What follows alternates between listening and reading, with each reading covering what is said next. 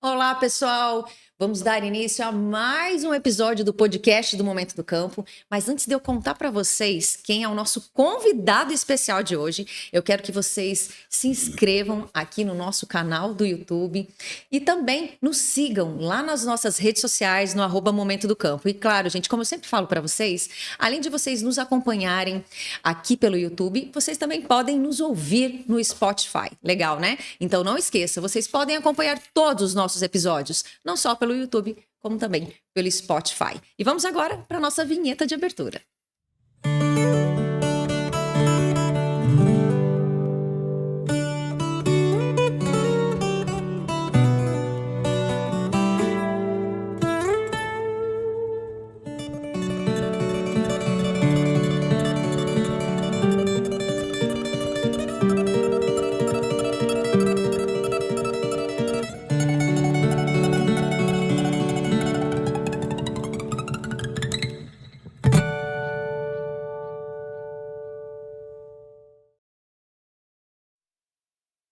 E agora vamos dar início ao nosso bate-papo super bacana. Eu estou muito contente, muito feliz de estar com esse convidado que eu realmente sou fã e que eu acompanho há bastante tempo, que é o Richard Rasmussen. Ele está aqui com a gente hoje. Eu não sei nem dizer as palavras certas, assim, porque eu estou muito feliz, Richard, de você ter aceito o nosso convite. Também quero agradecer à ProSoja, porque o Richard ele está percorrendo todo o estado de Mato Grosso aí com um evento muito legal que a gente teve o prazer de prestigiar também aqui em Primavera do Leste, que é o Circuito ProSoja. Então eu preciso agradecer à ProSoja também por trazer o Richard à Primavera e principalmente pelo Richard aceitar e topar esse bate-papo aqui conosco. Richard, obrigada por estar aqui Imagina, conosco. prazer estar aqui. Acho que a gente tem que...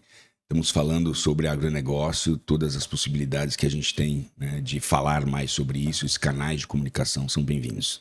E olha só, pessoal, para quem não conhece o Richard ainda, ele é biólogo e também apresentador, ele tem um canal no YouTube, enfim, é uma pessoa muito conhecida aí por um público imenso. Eu falo que ele atinge crianças, adultos, enfim, todas as faixas etárias, porque ele tem uma facilidade de comunicação.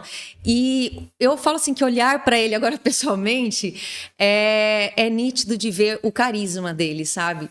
Tô bem feliz, Richard. E assim, até já que eu comentei isso, você acha que essa questão da sua facilidade de comunicação te ajudou, de repente, a dar esse pontapé inicial aí na tua carreira, aí no teu trabalho, assim? Porque nem todo mundo, às vezes, consegue se expressar de uma forma tão tranquila, com o linguajar que você usa e que todo mundo gosta. Eu sou até um pouco ousado, né? Eu gosto de brincar, eu sou meio irônico, eu sou assim, né? Ainda bem que Deus me deu essa facilidade. Eu acho que é um dom, não foi algo que eu estudei nem aprimorei. Quando você comentou que eu sou biólogo, sou antes economista e biólogo também. Então, eu acho que... Eu lembro quando minha mãe comentava que a gente morava num prédio, quando eu era bem pequeno, lá na Paulista. E ela comentava que o porteiro do prédio dizia...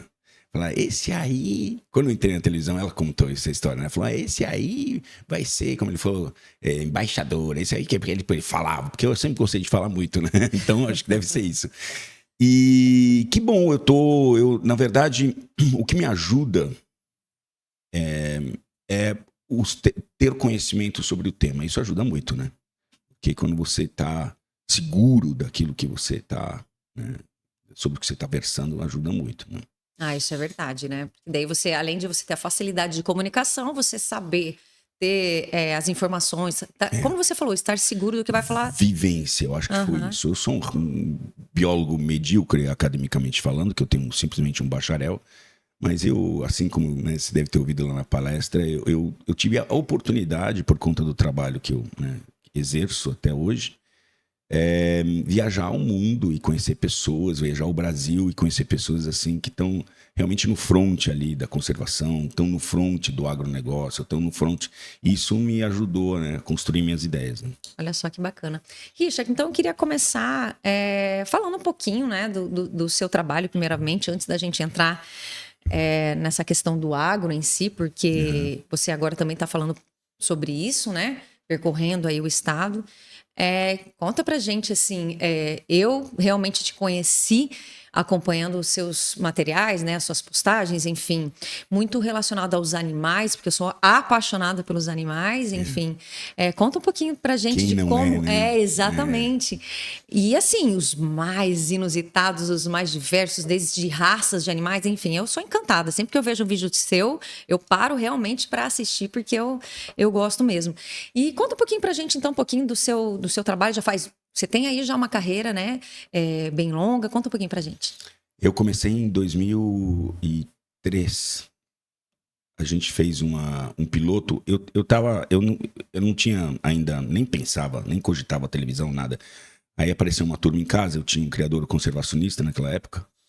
E aí apareceu uma turma do Faustão querendo fazer uma... Porque eu sempre trabalhei dentro do meu criador conservacionista, então, em termos educacionais, com o que eu chamo os excluídos, os bichos excluídos. Claro que aí também tinha um lobo-guará, tinha também uma onça parda, mas assim, o que eu sempre trabalhei foram os animais que normalmente as pessoas não gostam muito, né? Ou porque normalmente porque não conhecem, né? E tem medo, e tem muito filme, né? Então se pega... Os morcegos viraram bandidos por causa do Drácula, né? Então, aí você, sei lá, tem serpentes a bordo, aí tem... Então, enfim, sempre esses animais são colocados de uma maneira muito negativa. E são o morcego, são os insetos, os aracnídeos, as serpentes, né? Então, a gente tinha um espaço muito bacana dedicado a esses caras. E aí, apareceu o Faustão, uma produtora, que queria um sapo. E não sei porque cargas d'água falaram lá, o Richard tem. E foram lá em casa para gravar o sapo. E aí tirei o sapo. O sapo ia se tornar... era para beijar, a menina ia beijar o sapo. E ele ia virar o cantor Leonardo, tipo o Príncipe Encantado. Era essa história, era essa. E o sapo tava lá. E aí os caras passaram o dia lá, porque sabe como é? Para fazer um take simples, demora na televisão, né, 200 horas, né? Não no meu caso, eu sou muito rápido e eficiente no que eu faço, né? Acho que porque em mim tá concentrado tudo na minha mão, né? Hoje eu sou diretor, apresentador, produtor, então eu decido quando, como e de que jeito vai ser. Uhum. É muito trabalho, mas ao mesmo tempo me dá mais liberdade de fazer do jeito e acelerar os processos. E aí, os caras... tirei o sapo, tirei o escorpião, tirei uma cobra, comecei a falar e não sei o que. A gente fazia muita educação ambiental naquele espaço. Trabalhava muito com criança, né? Foi uma fase... entre a saída da minha vida da economia, que eu não estava aguentando mais, porque eu trabalhei na economia durante 10 anos como auditor de prevenção a fraudes. É um trabalho desgraçado. Caramba! Porque você entra numa empresa e todo mundo é suspeito, tira todo mundo do computador, investiga todos os e-mails, vai todo dia na empresa, todo mundo te odeia, entendeu? Porque, óbvio, você está mexendo com a vida de todo mundo, Sim. Quem está certo e quem está errado, porque é isso que o trabalho se trata. Então é um trabalho difícil de levantar da cama e trabalhar. E aí surgiu a oportunidade. Enquanto isso, eu criei um criador conservacionista. Ainda era muito imaturo na minha cabeça para entender o que isso significava naquela época. E aí dei esse salto, saí, né, de onde eu trabalhava, reduzi, porque o criador tinha uma renda por conta da educação ambiental, mas foi um susto na minha vida, porque minha mulher já não aceitava isso, eu perdi casamento, foi aquela confusão, porque ela falou, não casei com um cara... para cuidar de bicho, eu casei com um economista de terno e gravata, entendeu? Mas enfim, e aí surgiu essa oportunidade, os caras falaram, aí eu falei, pô, você já vai pra televisão, não sei o quê, vamos fazer um piloto, fizeram. Aí eu comecei, a minha trajetória então começou na TV, na Globo, lá naquele TV, oh meu Deus, que é... Vai fugir o nome. Não, não tem problema. Mas foi um ano só, que era aquela TV mais especializada, educativa. Era um tipo de TV educativa, tá. como chama? Esqueci-me. Não, é outra, mas enfim. Cultura, não? Não, TV Cultura foi meu último, inclusive. Educativa, Não, é próprio da Fundação Roberto Marinho. Uhum. Futura, graças a esse, TV Futura. Começamos na TV Futura, fiquei um ano lá, e aí apareceu a proposta da TV Record. Que era um salto para mim, porque eu ia sair de um programa escondido na TV Futura, que não, talvez eu tivesse um outro futuro se tivesse ficado na TV Futura, dentro da própria Globo, mas eu vi que era uma oportunidade, que era o Domingo Espetacular, que era um programa tipo um Fantástico. E aí os caras quiseram, ele falou, faz um piloto pra gente, eu ponho no ar, se der certo, e bombou. Bombou, E aí me contrataram, fiquei 5 anos lá. Fiquei 5 anos na Record, saí de lá depois com uma proposta, um programa próprio para o SBT, uma casa maravilhosa. Fiquei 5 anos no SBT, depois 3 anos na Bandeirantes, e depois fiquei 2 anos na TV Cultura. Isso foi de TV aberta, né? Até ano passado estava na TV Cultura.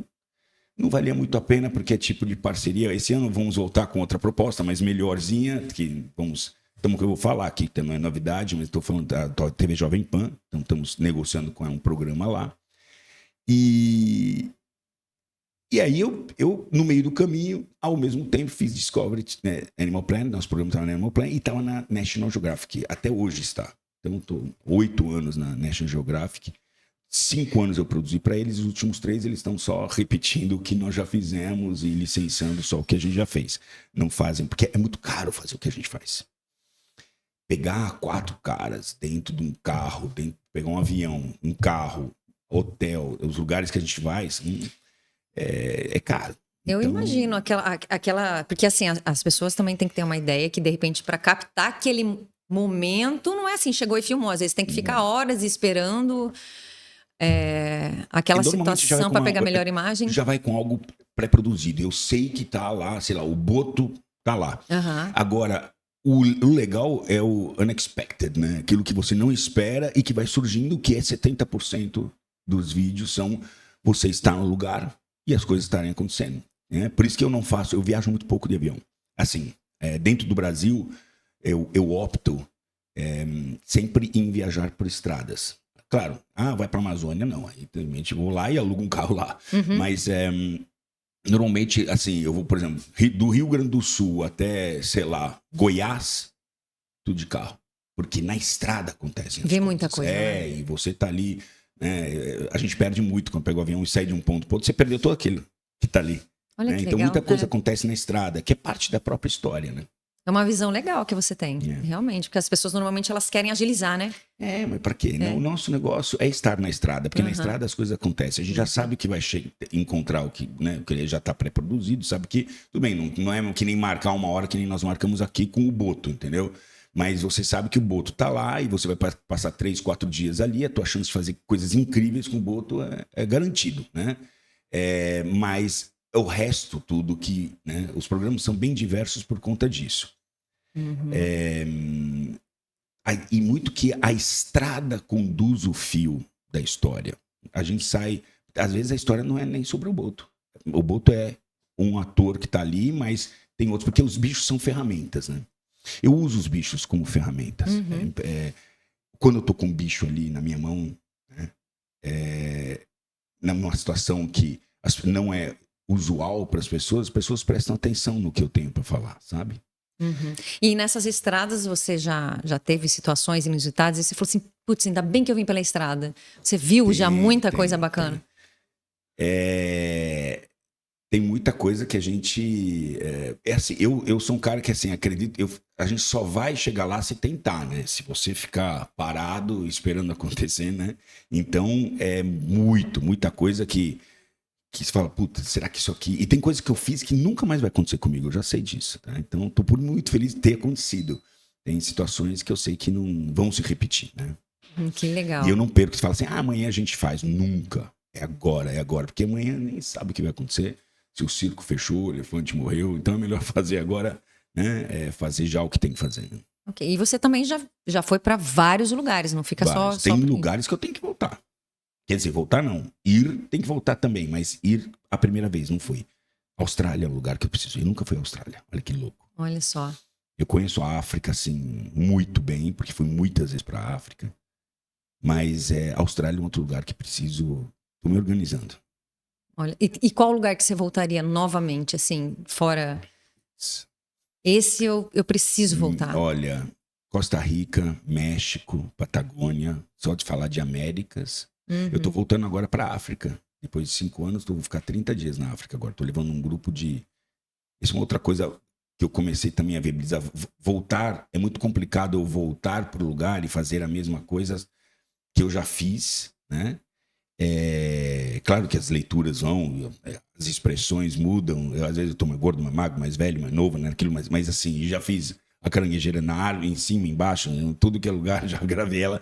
Mas sempre tem coisa nova para fazer. Mas como eu criei para mim uma maneira de voltar para os lugares que eu amo. Eu criei pacote turístico. Então, eu vou, ganho uma grana, tenho a chance de estar lá de novo nesse lugar, às vezes até usufruindo mais, porque não tenho aquela obrigação de trazer um material gravado, mas faço alguma coisa também. E então hoje eu vou para a Amazônia regularmente, 4 vezes por ano, para um pacote turístico. Leva um grupo, apresenta o local e as pessoas ainda têm experiência de estar conhecendo o local contigo, olha só. Então, agora estou indo para a África, estou levando um grupo para a África em julho. Voltei agora de Manaus, estava com um grupo lá, levo para o Pantanal Norte para ver onça, Pantanal Sul, levo para Minas Gerais para ver lobo-guará, vamos para Araguaia para ter uma experiência lá. Então, assim, sempre são lugares maravilhosos que eu arrumei um jeito de voltar, entendeu? É isso. Olha só, que bacana. E você comentou da questão do biólogo, né? Da conservação, no caso. Isso te ajuda muito também? Você tem essa formação. Isso te ajudou muito a entrar nessa... Formação, um belo papel na parede. Uhum. No meu, nem é tão belo, porque se fosse uma USP, talvez seja mais... Mas não estou querendo dizer, mas eu sei a qualidade, obviamente, do que foi. Apesar que hoje está muito complicado, né? Assim, a gente vê hoje, eu acho que nosso ensino brasileiro, ele está muito doutrinado e a realidade é que as coisas acontecem lá fora, né? Então, a gente está falando muito biólogo de apartamento, né? Muita gente que não tem uma real noção. Eu tenho muita dificuldade. Quando eu era unanimidade em biologia, né? Todo mundo me amava, né? Porque era o cara, não sei o quê. E as academias acabaram. Aí o cara entra pra faculdade achando o Richard legal pra cacete. Entra na faculdade, os professores dizem, não é legal, não é bacana. A gente tem isso. Então, tem gente que ignora e que supera e fala, né? E tem gente que cola no professor, como, né, tá fraco de mente e não busca os seus próprios, né, caminhos, acaba aderindo a isso e já pega o que o... Né? No meio acadêmico, como eu falei, eu não sou unanimidade. Tem gente que realmente tem alguns cientistas que me amam, né? E tem alguns cientistas que me odeiam, assim, uma coisa...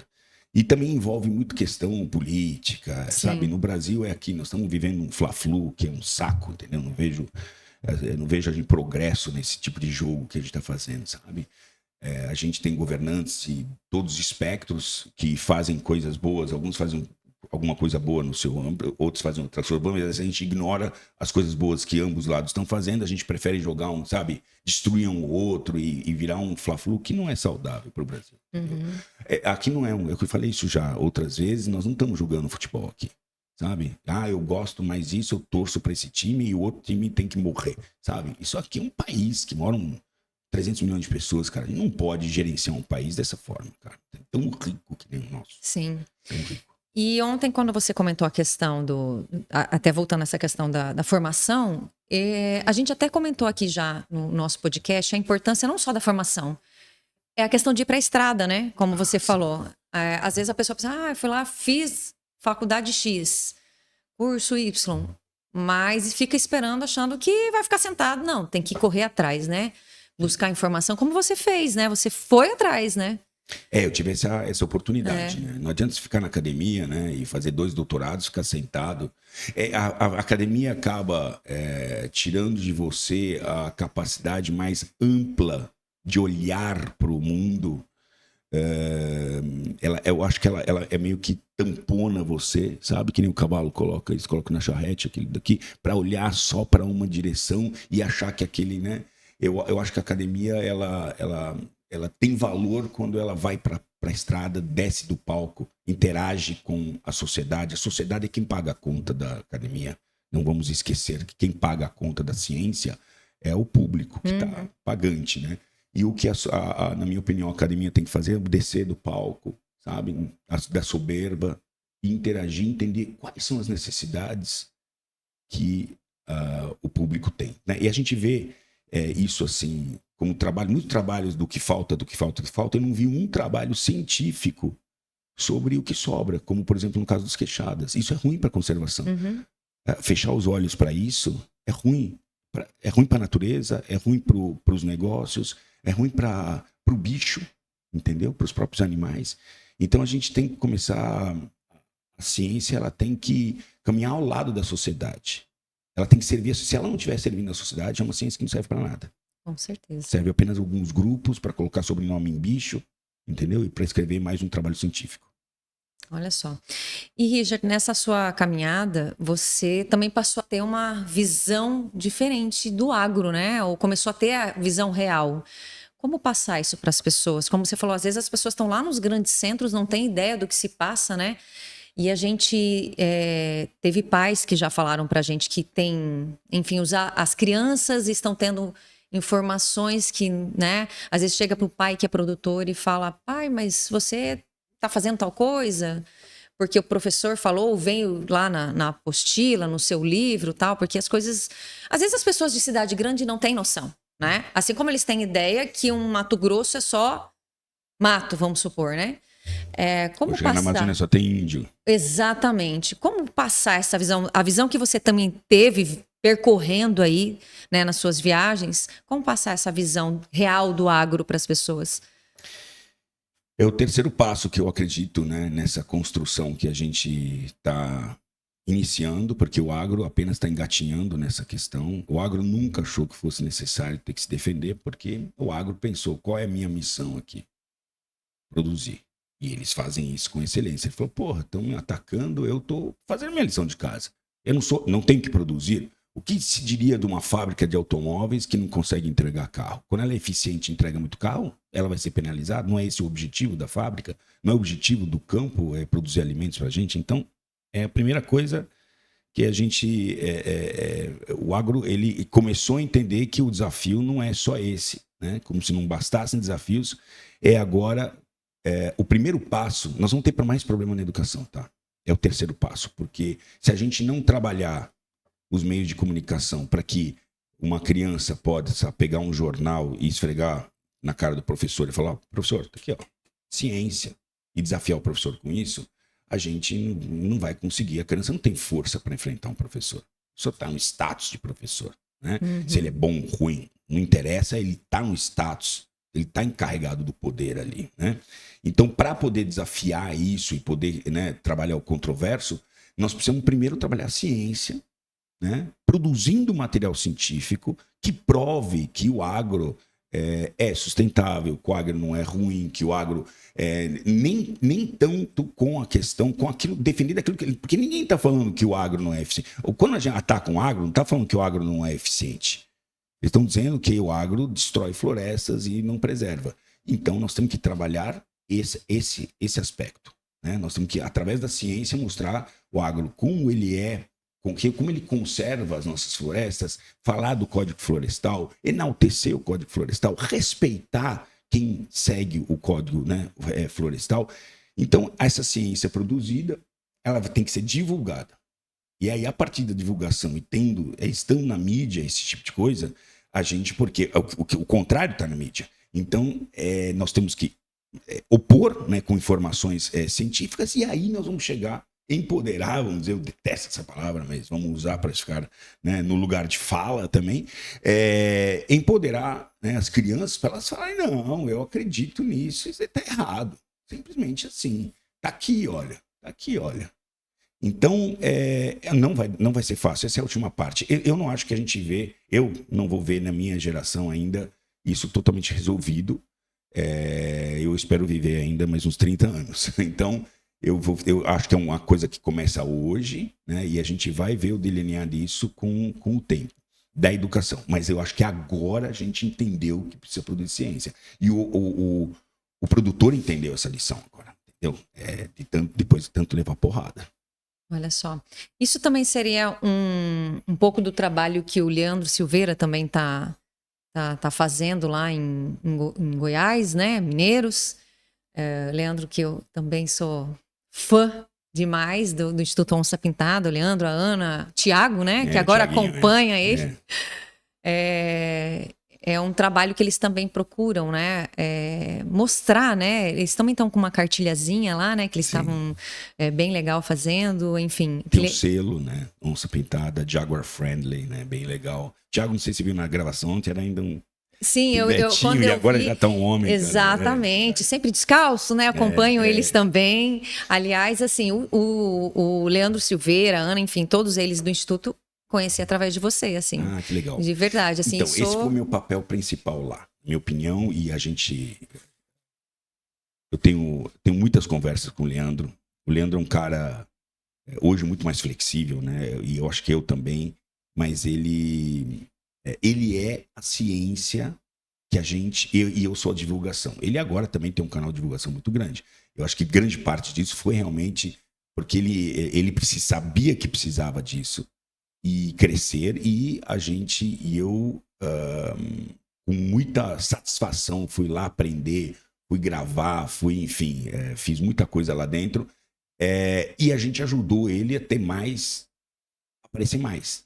Isso, acho visibilidade, que isso foi mais visibilidade, mais visibilidade. Eu acho que isso foi um papel que me cabia, né? E porque eu tinha que fazer isso. Sim. Cara como ele precisa, né? E hoje ele tá gigante já também.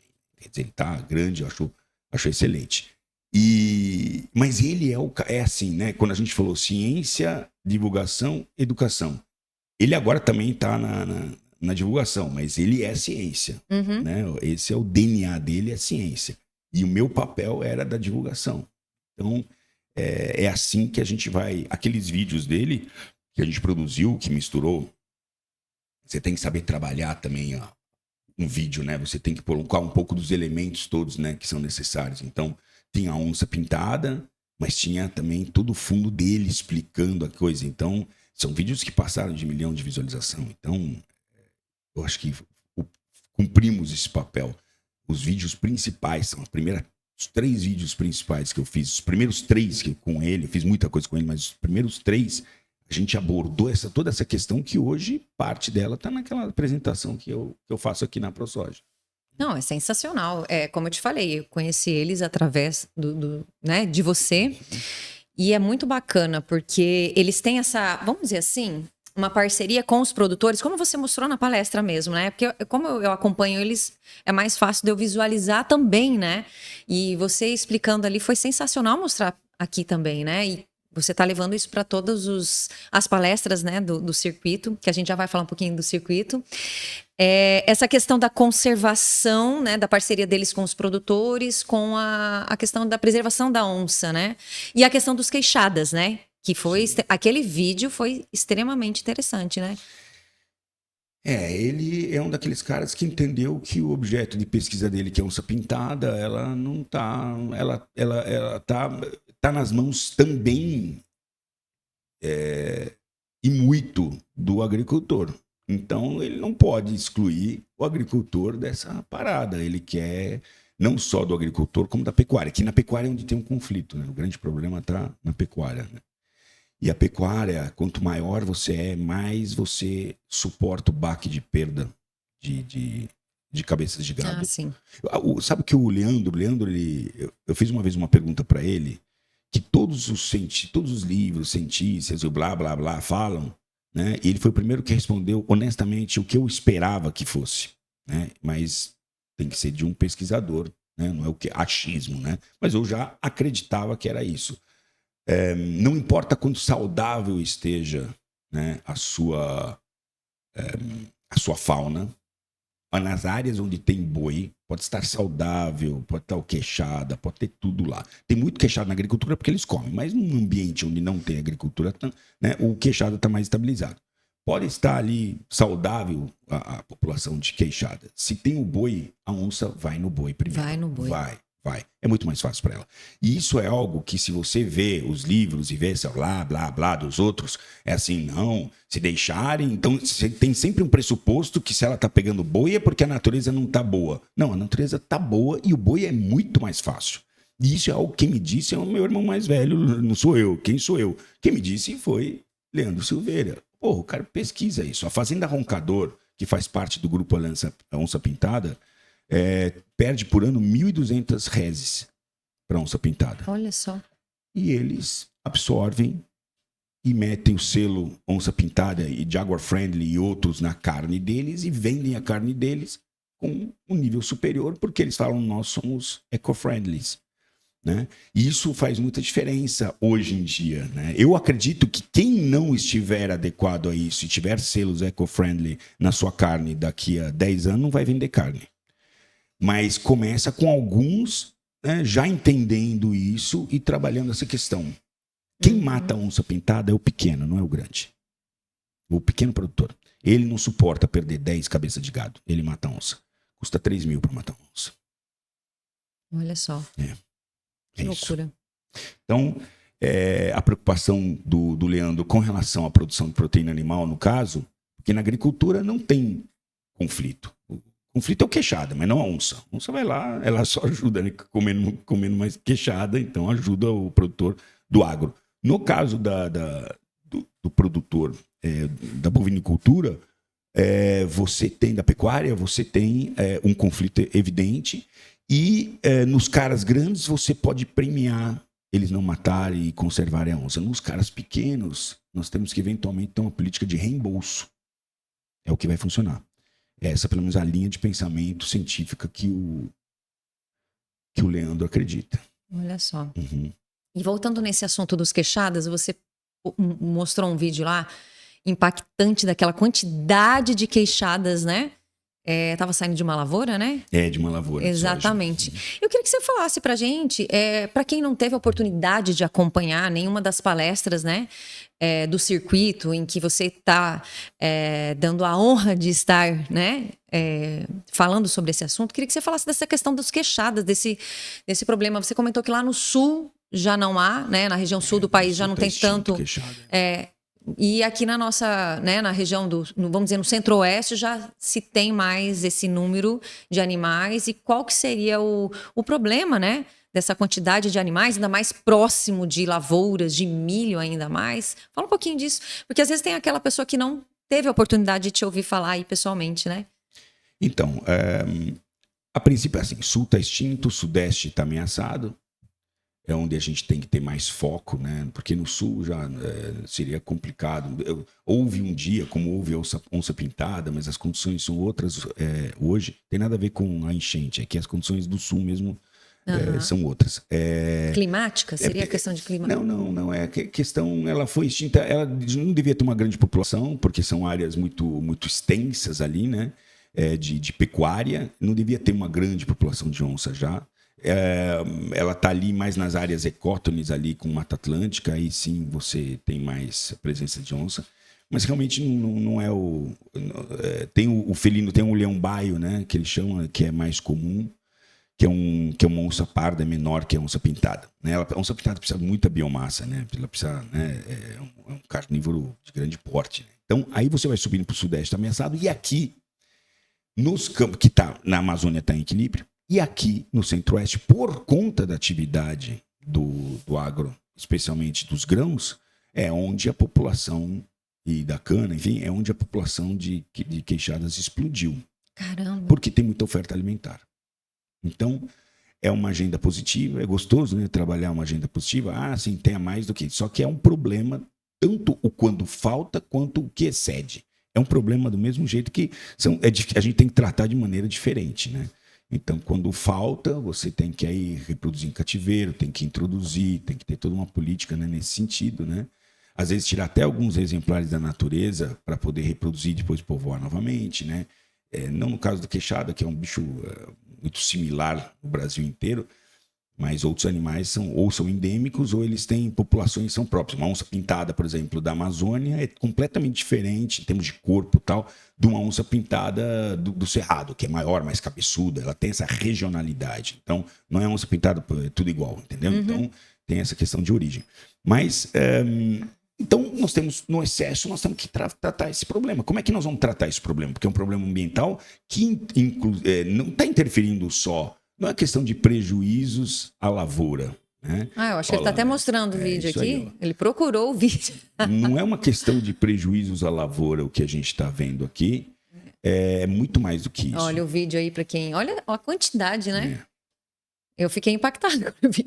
A gente já fez algumas gravações. Grande, mas não tão grande. Né? Já viu maiores? Já vi maior, já. Existe maior. Olha isso, gente.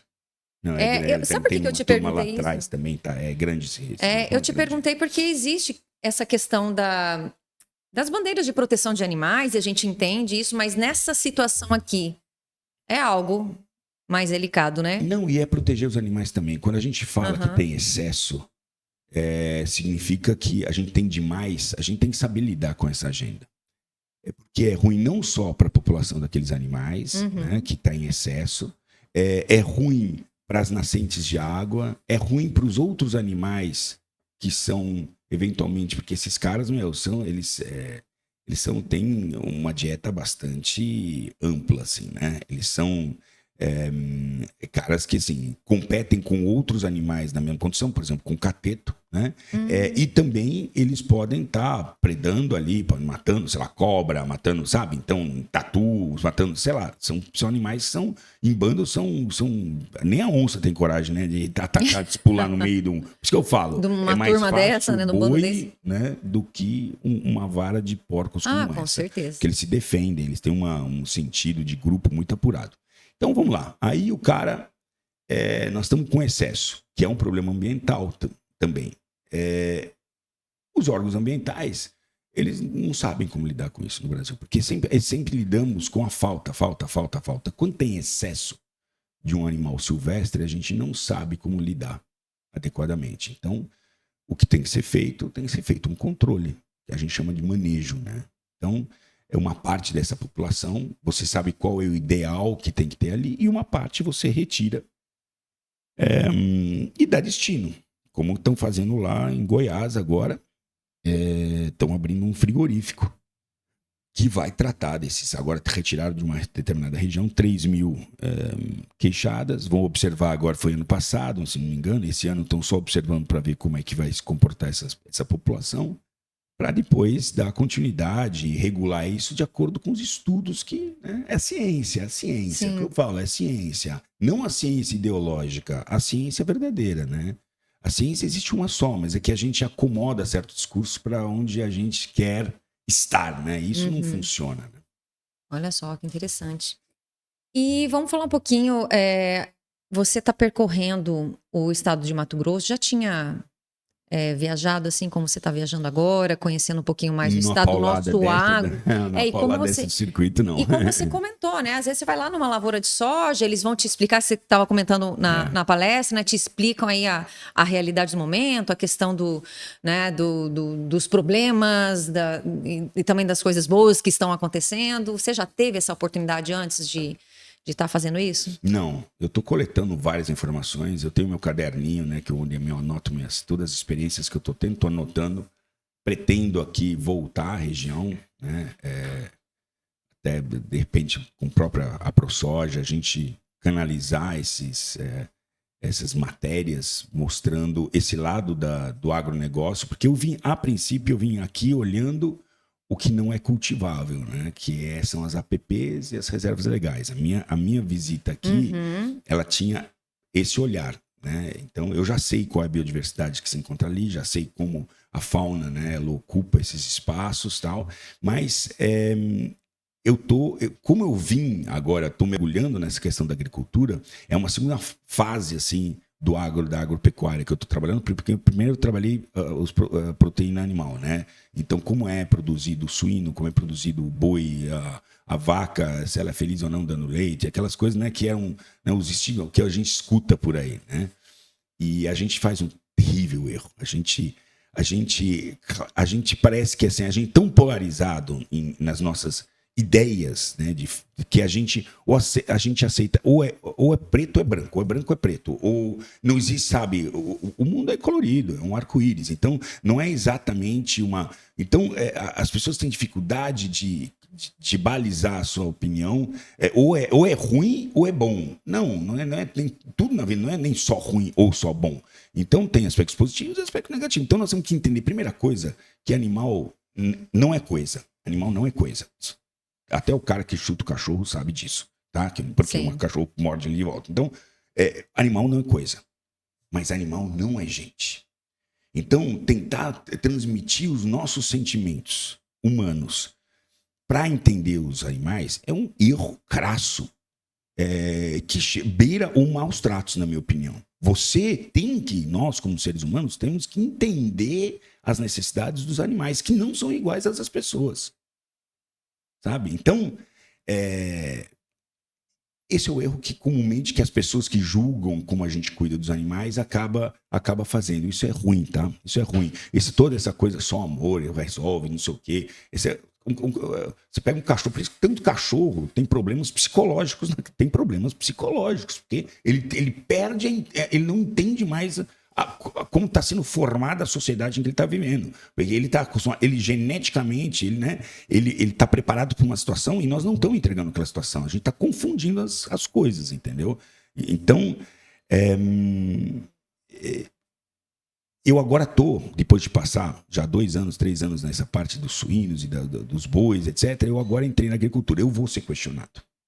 E eu vou ter que ter uma resposta. Quando me perguntarem o que é o defensivo, eu tenho que saber o que é.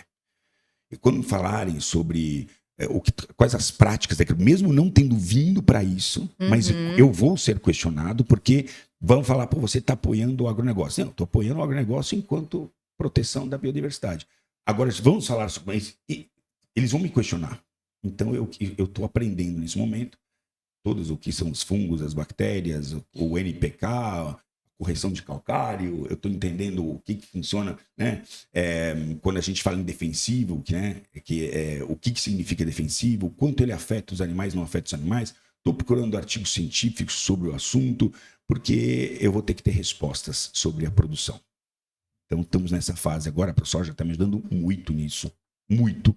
Estão me colocando na boca do gol. Não, sabe? E nada melhor do que estar com a ProSoja, que é formada aí por produtores que realmente são, né? Mas você está indo com o bandido, entendeu? Então, por isso que eu preciso dizer não, aonde bandido? Por que bandido? E fazer o outro lado responder. Por que você acha que o agronegócio... porque ele usa defensivo. O que é um defensivo? Eu preciso saber. Para poder questionar o outro, eu preciso saber. Então, eu estou agora me preparando nesse sentido. Entender quais são os defensivos. Vou ter que entrar em questões até químicas desse assunto, né? E eles estão me orientando e mostrando, não, isso aqui é defensivo. E a minha missão aqui é perguntar tudo e entender tudo. É o que eu tenho feito. Tenho feito longas viagens, né? Porque entre uma cidade e outra a gente tem tempo, tá viajando no mínimo 2, 3, às vezes 4, 5 horas, né? Viajando no carro. Aí viajo com o presidente da ProSoja, sento do lado dele, falei, e aí, Lucas, conta um pouco para mim. Eu tô com o Olinto, tô sempre com alguém perguntando sobre produção. O Lucas é um cara, presidente da ProSoja, conhece muito, ele é produtor. Então, ele é o cara que está assim, me orientando em várias coisas e apontando, olha, quer conhecer mais? Então, vem cá, vamos lá, vamos conhecer o que é genética, falar sobre transgênico, vamos falar sobre quais são os fertilizantes, o que é um fertilizante, como é que a gente...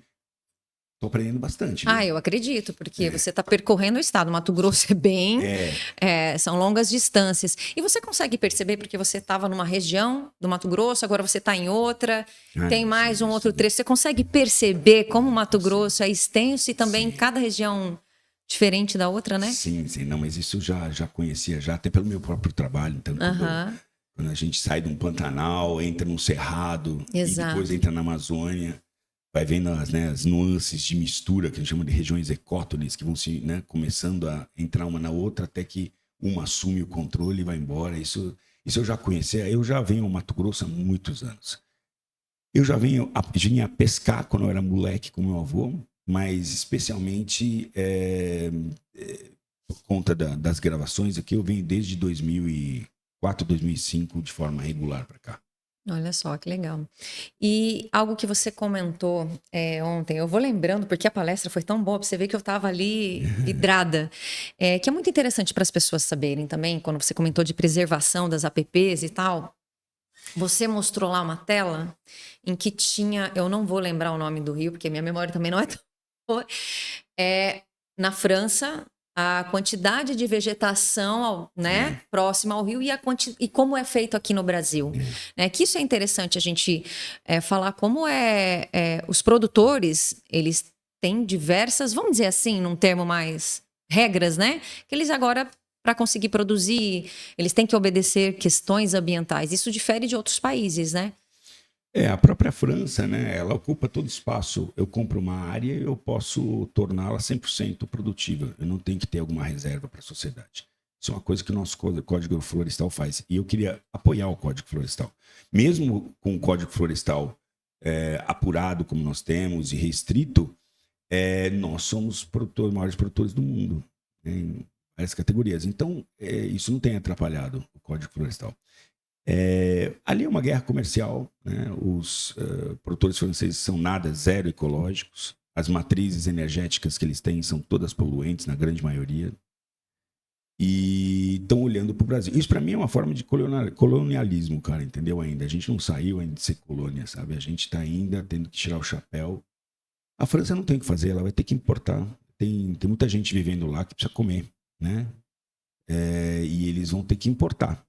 Não tem jeito. E aonde? Vão importar de onde? Qual é o outro país que pode fornecer esse tipo, que tem condições e está fornecendo, né, os grãos para a França? Qual outro? Não tem. Tem Argentina, né? Temos nós, né? E aí você fala, então vamos para a África. Então, na África, então nós vamos ter que desmatar na África e plantar lá. Então não entendo onde está. Então, assim, é que nós estamos muito preparados, né? O nosso segmento é muito eficiente. Nós estamos fazendo a lição de casa, preservando, conservando, e de acordo com o Código Florestal e a nossa Constituição, nossa lei está sendo respeitada. Então, assim, não tem porquê eles estão atacando. Me mostre que vocês são melhores, estão fazendo uma lição melhor que nós. Então, matriz energética poluente, ocupação 100% do solo. Eles tiveram falta de sorte de nascer lá e não aqui. Porque aqui a gente tem tem um solo top, entendeu? Tem um clima maravilhoso. 3 vezes por ano a gente consegue fazer 3 safrinhas e os caras estão lá, batalhando uma safra. Sinto muito. É isso. Ainda bem que tem o Brasil, então. Exatamente. E o produtor brasileiro, como você pontuou lá, está saindo na frente em diversas commodities, né? Em primeiro lugar. Realmente está. Soja. E o agro é a coluna vertebral do Brasil. Eu gostaria muito que a gente tivesse aqui, trabalhasse essas 2 questões. A gente já trabalha o agronegócio e o turismo. Nós temos muita condição turística, muito subutilizado o nosso turismo ecológico. Nós temos biomas incríveis, cara, e a gente trabalha muito pouco o turismo. Recebe muito pouca gente. O Peru recebe mais gente na Amazônia, apesar de 50% da Amazônia da América do Sul estar no Brasil, recebe mais gente, muito mais gente do que a gente, para ver a Amazônia, né? E a gente estava falando ontem, né, também. E o Peru, assim, trabalha os seus recursos naturais com maestria, sabe? Ele não tem essa tendência não conservacionista de achar que o amor resolve tudo e que vamos proteger a qualquer custo, ninguém toca, ninguém faz, porque as pessoas estão tocando, estão fazendo. Então nós precisamos administrar isso da forma correta. O Peru faz isso. Ele hoje é o maior exportador de animais silvestres criados em criadouros autorizados que existe na América do Sul, né? Isso é muito bom, porque existe uma demanda. Mas eu não gosto. Mas tem gente que gosta, papai. E estão comprando os bichos. E tá saindo tudo lá pelo norte da Amazônia ali, sei lá, Suriname, tá? Recentemente viu o caso das ararinhas, Suriname, tá? Então, assim, então estão saindo os bichos, cara. Não adianta, vocês não estão conseguindo resolver o problema. Por que não resolver isso oferecendo, né, criando? Porque pelo menos o que a gente já está criando lá já é um banco genético que está protegido. Então, vamos oferecer animais legalizados. O Peru está fazendo isso. É aquela questão da criação conservacionista. Criação comercial mesmo. Comercial mesmo. Além, porque, veja, essa é uma grande discussão que a gente tem várias... você tem vários empreendimentos que você pode licenciar. Zoológico, criador conservacionista, científico, mantenedor da fauna e criador comercial. O zoológico, o criador conservacionista, são os únicos que podem reproduzir. O mantenedor, ele recebe animais, é meio que um estoque de bicho, vamos mandar para o cara cuida, o Estado não tem obrigação, porque o Estado não tem condições. Todo lugar onde mantém animais que é do Estado, a grande maioria, 90%, são deploráveis, tá? São lugares que não tem alimento, são péssimas instalações, porque o Estado não tem grana. A última coisa é isso. Todo mundo fala em meio ambiente, mas a verdade é que o dinheiro último é esse, né? Então, o criador, o zoológico pode reproduzir, mas o zoológico tem outras funções importantes como pesquisa e apoio à pesquisa e, especialmente, educação ambiental. O conservacionista, ele tem a recomendação de reproduzir, mas ele Normalmente, o que é um criador conservacionista? Um cara que gosta muito de bicho e que abre um criador, recebe os bichos, monta as jaulinhas dele, não sei o quê, mas normalmente a grande parte não é assim muito técnica, né? Com algumas exceções, né? Em Curitiba, perto de Curitiba tem um Dr. Luciano, é um cara fora da curva como criador conservacionista, mas a maioria não é. E depois você tem o criador comercial. O único que necessita criar, porque se não criar, fecha a porta, é o criador comercial. Então, é lá que estão os melhores caras de reprodução. Porque ele só tem essa função. Ele não pode receber visita, ele não é um bando de pessoas que estão a fim de olhar passarinho na sua casa. Ele é um cara que necessita reproduzir. Se ele não reproduzir, ele não cumpre a sua função, ele fecha as portas. Esses caras que não são bem vistos, apesar de ser legalizados no Brasil, não são bem vistos pelos órgãos ambientais. O licenciamento fechou quando era da União, 18 anos não licenciava nada, nenhum criador. Foi começar a licenciar tudo agora, porque os estados começaram a tomar conta disso, estão licenciando, contra gosto da União, porque não gosta de criador comercial. E isso é um desserviço, porque você oferece para o mercado, para quem quer comprar, a opção de não ter que comprar um bicho ilegal. Ponto. É isso. E é isso. O Peru sabe trabalhar tudo isso. Isso é dar valor à fauna. Isso é o que falta no nosso país. Nós temos muito romance, ideologias assim de amor e não sei o quê, que são, sabe, não é a hora que você abre a gaiola de um passarinho que você está fazendo conservação. Na verdade, pode ser um momento péssimo de destruição. Porque um passarinho que passou na mão de um monte de situações, patologias, baixou a imunidade dele porque está preso numa gaiola do tráfico, baixou a imunidade, várias doenças oportunistas entram naquele momento, aí você abre a gaiola e fala, vai lá, passarinho. Primeiro, você não sabe se ele vai viver. E segundo, se ele sobreviveu, que é pior, ele leva todas essas doenças para um ambiente que está saudável. Não é... Então, quando se fala em conservação... Não é abrir a gaiola, que parece que é o lindo, e todas as televisões aplaudem, junto ao animalista em volta, retornou à natureza. Está retornando para a morte e levando à morte, muitas vezes. Então nós temos que fazer essa avaliação. Sabe? Talvez seja melhor pegar esse passarinho, cuidar dele dentro de um canceiro. Vamos então fazer, ou ele vai trabalhar, eu digo, né, em prol da educação ambiental, indo, né, terminando no zoológico, ou ele vai para um criador comercial para reproduzir e poder oferecer, para que não tenha que tirar mais passarinho da natureza, tem uma oferta legal criada num ambiente. Enfim, então são essas soluções que não são mais populares, mas ninguém falou que conservação é para ser pop. Conservação é para ser ciência. É isso. Bacana. Richard, queria que você falasse agora um pouquinho dessa parceria bem legal com a AproSoja. Como a gente já comentou aqui, vocês estão passando por diversas cidades. O circuito AproSoja, ele já vem aí de diversas edições, se eu não me engano, dessa 18ª essa? Essa é a 18ª. 18ª. Eu tive o prazer de acompanhar muitas das edições fazendo o Momento do Campo na versão da TV. Fiz já várias reportagens na época que tínhamos o programa na TV. Ele era um programa que ele era na Record. Uhum. Olha só que coincidência. Record. Boa emissora também. Era na Record o nosso Momento do Campo. Então, eu sempre gostei de acompanhar o circuito AproSoja e não podia perder, né, a edição que foi feita aqui em Primavera do Leste. Queria que você falasse um pouquinho dessa parceria legal que você está tendo aí com a AproSoja, percorrendo aí os municípios e participando do circuito.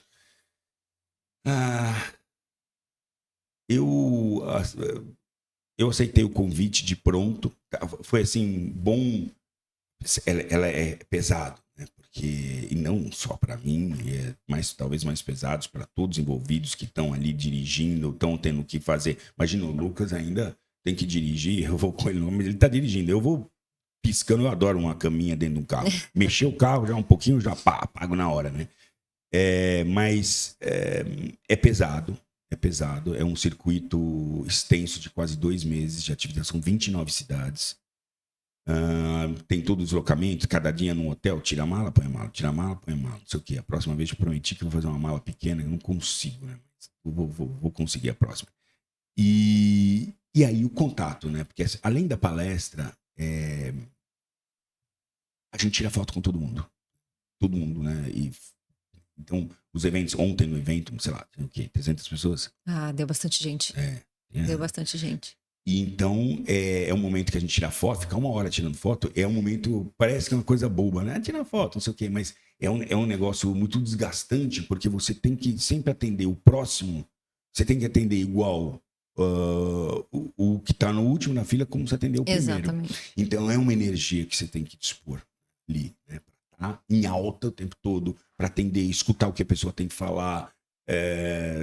Para ela é um momento único. Então, você tem que estar ali inteiro, né? Então, é desgastante, é cansativo, mas ela está sendo uma experiência muito legal, não só pelos aprendizados que eu estou tendo sobre o campo, e que eu vou começar a mergulhar um pouco mais sobre isso, sobre a parte produtiva, né? Mas ver nos olhos dos produtores que já são, enfim, já têm os seus problemas, né? Vamos falar, um acha que é fácil, né? Vai lá, não é fácil, né? Tem os seus problemas, tem um risco. A diferença entre você ter sucesso ou insucesso, sabe? Existe um espaço ali que você, sabe? Porque você é sócio de Deus, né? E Deus, exatamente. O clima, ele, sabe? Então, pode dar tudo certo como dá tudo errado, sabe? Às vezes plantar atrasar ou plantar na época pode mudar completamente a tua parada, e estão as pragas atacando e não sei o quê, e não saiu o fertilizante. Pô, tem muitas condicionantes ali para dar certo, não é só jogar, eu falo cuspir no chão e nascer, mas é uma coisa figurativa. Então, nós estamos fomos muito mais abençoados, né, do que os países do hemisfério norte nesse sentido, mas não é tarefa fácil, nunca, né? Não é tarefa fácil. Às vezes a gente planta uma coisinha em casa, uma plantinha em casa, a gente não consegue dar conta. Imagina, né? A dimensão. A dimensão, né? Pois é. Então, está sendo recompensador trabalhar com o produtor e ver nos olhos do produtor um cara que é fora da bolha, trazer essas informações verdadeiras, porque tudo que eu tenho na minha palestra ali, você... para questionar, você precisa ter outro trabalho científico. Tem trabalho científico ali. Não ia me arriscar a colocar o que não interessa o que eu acho. Eu agora acho algo, mas acho porque eu li a pintura toda e pesquisei. Ver na cara do produtor essa satisfação de estar tendo algum apoio de quem é fora da bolha, né? E isso é uma construção. E é bacana eu fazer parte. Eu fico honrado. Isso vai me custar algumas moedas, assim, porque eu tenho muita gente que me segue já está com esse preconceito. O agro tem uma reconstrução forte para fazer, sabe? Muito grande. Não sei o quanto você percebe isso, não sei o quanto você está dentro do agro e quanto, como eu estou fora, estou totalmente fora, estou na parte ambiental, então eu vejo como isso funciona, sabe? Tem uma construção grande a ser feita. Você até entrou num detalhe que eu queria até te perguntar. Qual que é o recado que você dá, então, para as pessoas que precisam trabalhar essa imagem do agro, que tem que encarar o desafio para falar bem do agro, mas falando a verdade, né? Ninguém está falando para mentir, para, né, enfeitar. Você está visualizando, né, em loco agora. Eu acho que até esses momentos que você está com o presidente da ProSoja, com o Lucas, ali nas estradas... Você visualiza muita coisa, aproveita para fazer os seus questionamentos. E qual que é o recado que você dá para essas pessoas que elas precisam falar do agro, porque é o trabalho delas, mas é importante falar a verdade, né? Falar bem, falar a verdade. Para as pessoas do agro, isso, mesmo, tá dizendo. Então, apoiar as associações, os grupos, as cooperativas que estão... Eu acho que assim, cabe agora, né, às cooperativas, as associações que hoje arrecadam, como é o caso da ProSoja, e está fazendo, é um exemplo a ser seguido, né? Eu já falei muito para algumas cooperativas que eu encontrei, que são muito grandes pelo Brasil. Eu falei, está no momento de vocês... essa parte da grana que vocês arrecadam no produtor, não adianta fazer filminho para o próprio produtor. Tem que fazer filme para quem está fora. Essa a grande missão, é a comunicação da ciência do agro. É isso que precisa ser feito, né? Então, o que eu posso recomendar é instituições começarem a se organizar nesse sentido, começarem a entender e usarem as ferramentas que existem no mercado, tá? Jornalismo, você, né? As ferramentas como você, como eu, que são divulgadores, né? trabalharem, buscarem a ciência, alimentar a divulgação. E eu acho que esse agora é o que nós vamos estar trabalhando, é o campo de batalha que nós vamos estar enfrentando nesses próximos anos, para depois a gente chegar na educação. Mas enquanto a gente não produzir trabalho científico e não tiver divulgação disso, entendeu? Da verdade, a gente não tem como a gente ainda combater, entrar na questão da educação. Porque os educadores vão usar sempre, né, o que existe. O que existe hoje? Existe as narrativas já construídas e infelizmente, sendo propagadas pelas grandes instituições, big techs e até pelas próprias emissoras de televisão. Então, a gente tem que agora mostrar o controverso, o contrário, né? Vou ter que fazer essa pergunta, né? Você que está rodando, então, e visualizando tudo isso nesse momento com a ProSoja, como que você define o agro nesse momento, pelo que você está visualizando? Para responder essa pergunta, eu tenho que comparar com alguma coisa, né? Eu, como cientista, a gente sempre tem um grupo que a gente chama grupo controle, né? Então, você vai fazer qualquer pesquisa científica, você expõe em diferentes grupos as situações e tem um grupo controle ali para você. Você tem que comparar algo com algo, né? Se não tiver como comparar, não dá para dizer se é bom ou ruim, né? Quanto ontem eu falei que 30% do Brasil está preservado em unidades de conservação e terra indígena, isso é pouco ou muito? Eu tenho que comparar com outros países. A princípio você pode falar é pouco, porque 70% é maior que 30%. Ok, mas vamos comparar com outros países. Então, comparando a atividade que nós temos aqui, em termos de produção, é inegável. A quantidade de sacos de soja que a gente entrega é maior que os outros. Então, assim, nós estamos hoje produtivamente top. Mas quando a gente compara o que o agro protege em termos, né, das suas áreas condicionadas aí pelo Código Florestal, as suas reservas legais, etc., com outros países, a gente protege mais. Então, a resposta é, comparativamente, nós estamos melhor que qualquer lugar do mundo. O nosso agro está melhor que qualquer lugar do mundo. Ponto final. Porque não tem nenhum outro exemplo. Então, traga um exemplo de alguém que está fazendo melhor que a gente aqui, né? Do tamanho que nós somos e a escala que nós temos. Porque conservação se faz em escala. Entendeu? Não é pegar um brand de café da Costa Rica e falar, mas a Costa Rica produz café, né, em pouca quantidade, nem é muita, e um café especializado com alto valor. Entendeu? É isso que eles fazem lá. Né? Eles agregaram valor ao café deles. Né? Mas quando a gente fala em escala, nós somos melhores do que qualquer país. Não existe nenhum país que produza. Mesmo na Costa Rica, o cara que ocupa a área dele, ocupa 100%. Ah, mas tem menos área. Sim, tem menos produção. Não dá para comparar a Costa Rica com o Brasil, entendeu? Nós estamos sendo objetivo. Não existe nenhum outro país que está fazendo a lição de casa, tanto produtivamente como em conservação, igual os nossos produtores. Ponto. É isso. É isso. E eu falo que com o agro a gente sempre está aprendendo, né? Como você mesmo falou, sempre está comparando. É uma forma da gente estar aprendendo. Né? Ontem, pelo menos, a gente aprendeu bastante na tua palestra. Quero que você fale para a gente da sua sensação, do seu sentimento, então, de estar fazendo esse circuito. E, enfim, vamos ter Richard, então, mais vezes aqui no nosso Mato Grosso? Não, o Richard já veio no Mato Grosso, né, por outras razões, mas por essa razão específica,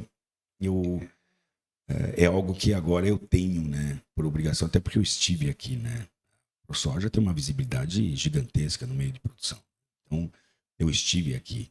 Então, todos os meus algozes também sabem que eu estive aqui. E esse vai ser um momento de eu voltar na ideia, né? Seria talvez aproveitar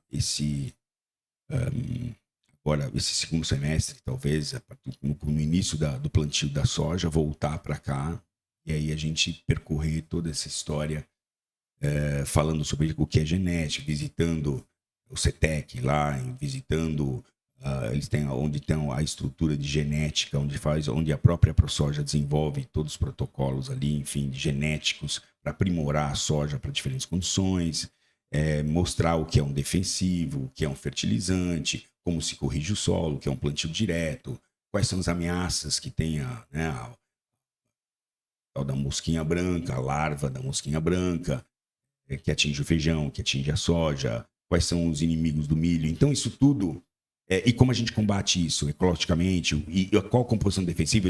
Tem abelhas sendo criadas ao lado de campos de soja. Então, você defensivo atinge a abelha, não atinge? Então, se não atinge, então por quê? Qual a composição? Agora vai ser a desmitificação disso. E uma coisa que eu ontem conversei com o Lucas Presidente foi de não esquecer da gente incluir as pessoas.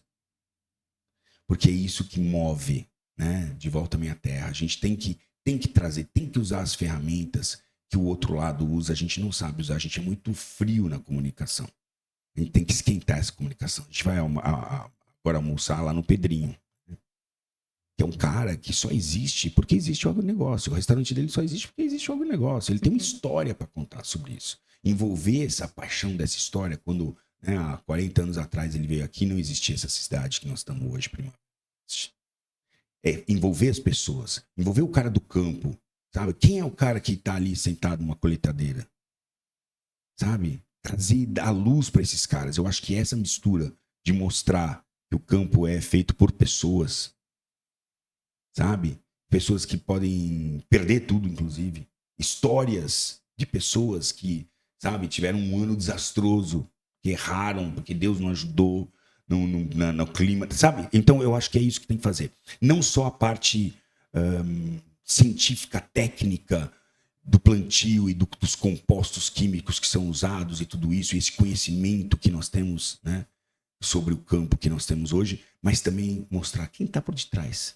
São pessoas, são famílias, é gente como a gente que está trabalhando ali sol a sol para que você tenha algo para comer, um algodão para se vestir, né? Então, acho que isso é o que nós vamos fazer.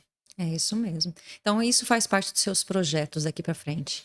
Entre eles, né? Eu sou um cara Minha mulher me ligou ontem à noite, ela falou, porra, eu falei, eu te admiro, meu homem. Um homem, às vezes, só precisa disso, não, mulher, sabe? Porque eu fico muito fora de casa, trabalho pra caramba, e eu tô com dor, ela sabe disso. E ela me ligou e falou, te admiro pra cacete, não sei o quê, volta pra casa, tô te esperando, não sei o quê. O homem, às vezes, precisa... A gente também, fugindo completamente do tema, mas como a gente tem os nossos papéis, né, homem e mulher, a gente não tem que competir. A gente tem que se completar, o homem e a mulher, entendeu? E para que a gente possa, enfim, tornar uma sociedade boa, do bem, não tão polarizada. É isso. Olha só, bacana. Muito bom te ouvir, ainda Legal. mais te ouvir de perto, Richard. Que honra, que honra. A satisfação está aqui. Espero que ecoe, né? Como quando sair esse material, a gente vai estar divulgando o link também. Vai servir também para mim como uma ferramenta, porque normalmente quando eu vou nos podcasts, não é esse o... Agora a gente vai ter tratando contigo, vou ter um com Vilela falando sobre esse tema. Vai ser bem legal, né? Mas a maioria das pessoas senta aqui, eu sento para falar mais sobre bicho, sobre como, né? E aqui a gente tá falando sobre agronegócio. Eu sei que vai ser isso... É um novo momento até na vida do Richard. Né? Porque é um caminho sem volta agora. Né? Então agora eu tenho que stick to it, né? Joia. Richard, eu de coração quero te agradecer. Primeiro, parabéns pelo seu trabalho incrível. Parabéns pela palestra. Tenho certeza que a palestra aqui de Primavera não foi só ela que foi maravilhosa. Tenho certeza que em todos os lugares que você está passando, dentro desse circuito AproSoja e também fora, né? Estou falando aqui especificamente de circuito AproSoja, porque foi o que eu tive o prazer de acompanhar aqui em Primavera. E como você falou, às vezes as pessoas estão acostumadas só naquele Richard selvagem, que você foi sempre mais, primeiramente, né, conhecido como o Richard selvagem, né? Mas é interessante te ver falar sobre o agro. Por isso que eu fiz questão, a gente até recente tinha retornado de viagem, falei, não, eu tenho que chegar a tempo, porque eu queria muito te ver de perto e te ouvir falar principalmente sobre o agro. E foi muito produtivo, muito bacana mesmo. Parabenizei o pessoal da AproSoja também. E obrigada de todo o meu coração pelo teu tempo, né? Porque eu sei que vocês estão aí com programações, né? E por estar aqui conosco no nosso podcast, no Momento Campo. Nossa equipe aqui da Magna Video ficou muito feliz de te receber aqui, viu? De verdade. Legal. Eu que agradeço a oportunidade e vamos em frente. Obrigado. Obrigada a você. Parabéns mais uma vez pelo seu trabalho e até uma próxima vez, quem sabe, né? Até uma próxima. Quem sabe em setembro estamos batendo na porta de novo, já falando sobre novidades aí. Novos aprendizados. Olha só. Então, gente, esse foi mais um episódio do podcast do Momento do Campo. Eu tô muito feliz mesmo.